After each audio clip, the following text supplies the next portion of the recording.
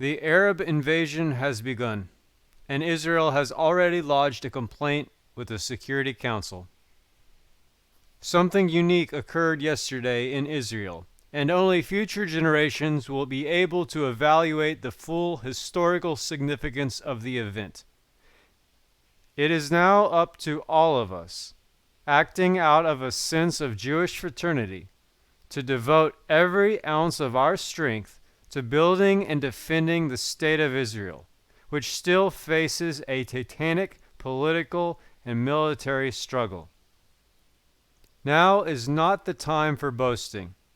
Whatever we have achieved is the result of the efforts of earlier generations, no less than those of our own.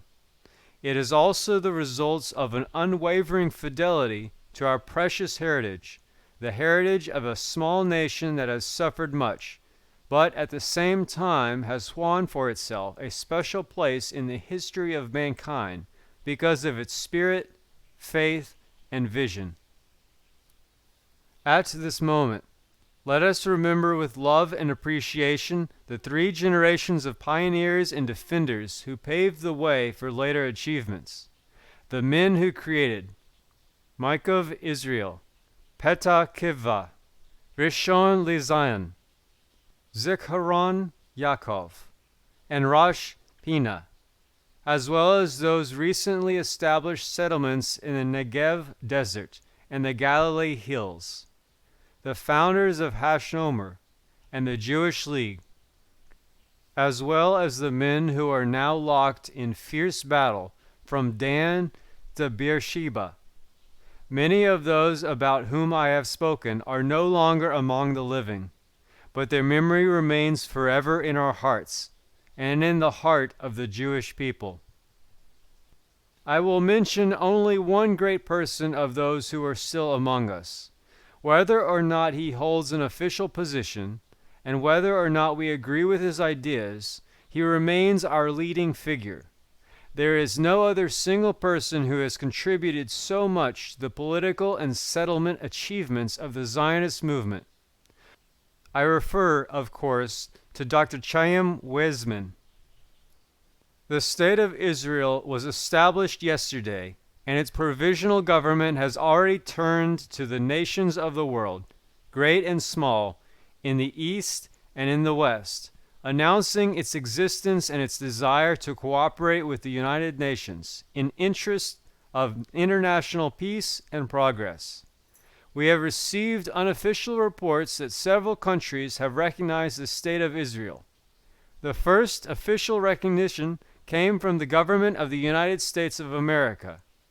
We hope that other nations in the East and in the West will soon follow suit. We are in contact in this matter with all members of the United Nations and with the United Nations itself. But we should not deceive ourselves by thinking that formal diplomatic recognition will solve all our problems. We have a long, thorny path ahead of us. The day after the State of Israel was established, Tel Aviv was bombed by Egyptian planes. Our gunners brought down one of the planes. Its pilot was taken prisoner, and the plane added to our fledgling Air Force. We have also received reports that our country is being invaded from the north, east, and south by the regular armies of the neighboring Arab states. We face a troubled and dangerous time. The provisional government, which has already complained to the Security Council about the aggression committed by members of the United Nations and by Britain's ally, Transjordan. It is inconceivable that the Security Council will ignore these wanton acts, which violate the peace, international law, and UN decisions. But we must never forget that our security ultimately depends on our own might.